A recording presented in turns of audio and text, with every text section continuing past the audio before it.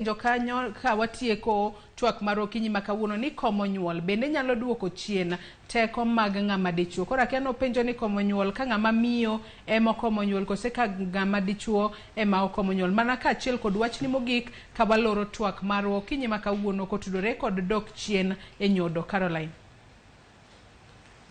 Oyo, komo nyuol ok nyal duoko teko mar dichuo.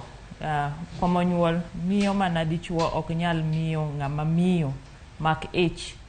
Wawach ni mano kwa tiyo gi komo nyuol method mwaluongo ga ni vasectomy gi dho kizungu.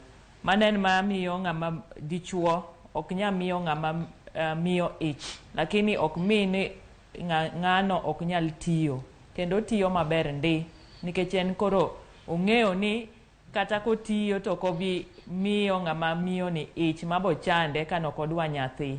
Koro wach ma ote mana winjo ni komo nyuol duoko teko mano ken adieri.